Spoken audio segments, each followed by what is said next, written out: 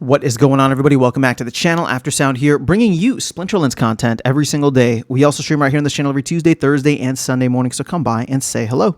This video is also brought to you by two things. Since we don't do any sponsorships here on the channel, I'll go ahead and show them out real quick. The first is my music, which is available anywhere you stream music under the name Aftersound, and the second is a new podcast I just launched called Chasing Infinity. It is myself and ChatGPT as my AI co-host, and we dive into a wide range of topics in short-form videos just like these. So check it out. Links in the description below, and I appreciate the support. Okay, guys, I want to talk about rebellion packs and specifically the potential cannibalization that is happening due to the fact that we know when and how much and all the details around the next core set, which is Conclave Arcana.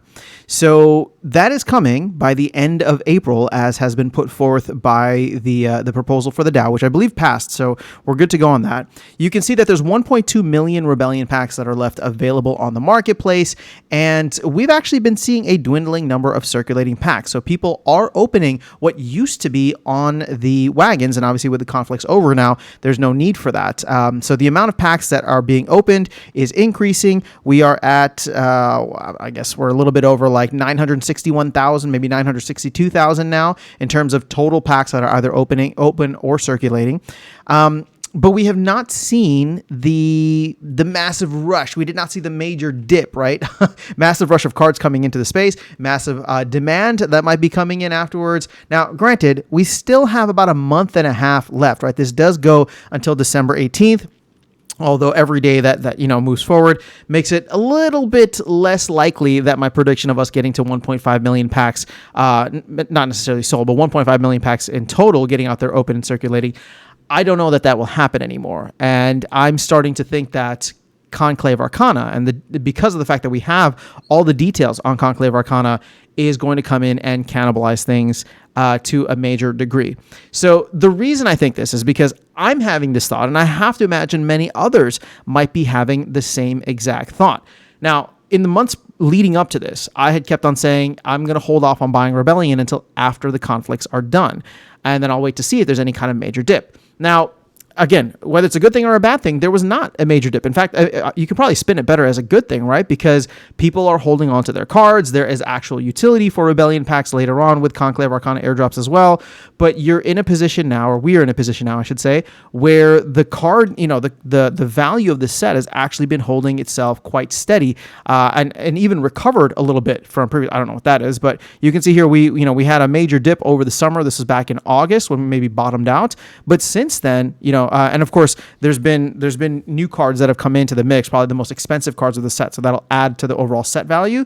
But on the whole, we've seen that be quite a positive thing on the set.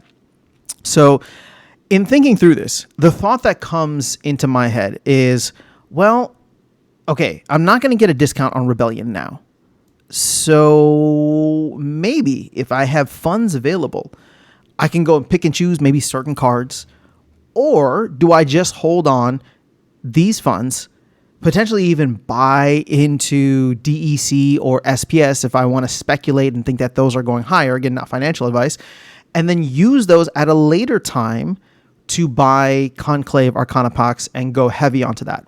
And I've talked about how I do believe that there is a growing amount of confidence in the cards, right? In cards holding their value. We've seen that with Rebellion now. We've seen that with Untamed, and I know people will look at Untamed and say, well, it lost so much value after the bull run. Made sense. It lost so much value after the, what's that called?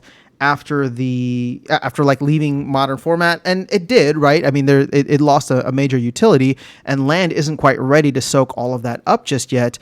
But on the whole, Untamed is still doing quite well compared to when it came out, right? Granted, those packs were $2, but the cards themselves, in fact, let's go and see where Untamed is at. Obviously, it's being carried by its top tier cards, but that doesn't matter in the grand scheme of things. It's still $3,000 when you consider all is said and done.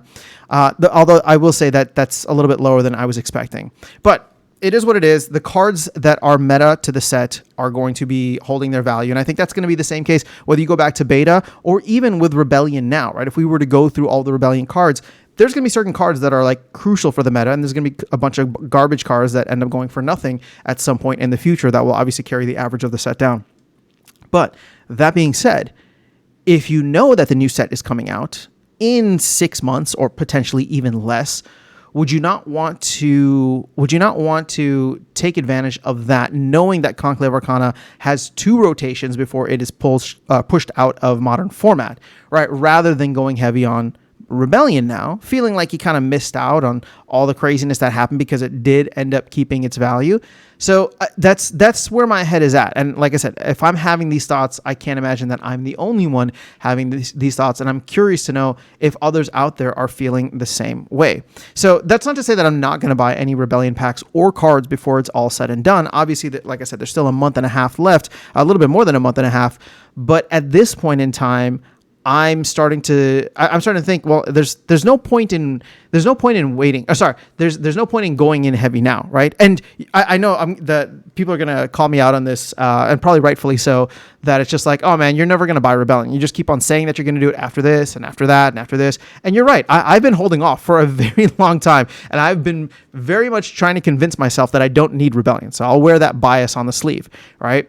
At this point in time, previously I was saying that I wanted to wait until after conflicts. Here we are after conflicts. We didn't get any kind of significant dip. So now I'm waiting to see how things shake out, both in the crypto markets as well as with Splinterlands over the next month and a half, knowing that I can buy, even going up until the last day, I can buy hundreds, maybe even thousands of packs if I really wanted to. And granted, we'd be significantly closer to the launch of Conclave Arcana then, but if we start to see, a massive influx of players, or if we start to see prices rising, it could make sense at that point. And I feel like I still have time, a whole month plus, right? A month and a half to be able to make that decision. So that's where I stand right now. Like I said, I'm still looking at certain cards, and I've talked about them on stream, cards that I would want to get, even if they're just like 1 BCX cards that I think could be game changing, right? Because you get 80% of the value at the lower levels. But that's all I have for you guys in this video. I'm very curious to hear your thoughts on this, but let me know in the comments below. Otherwise, I'll catch you all in the next one and see you around the game. Take care.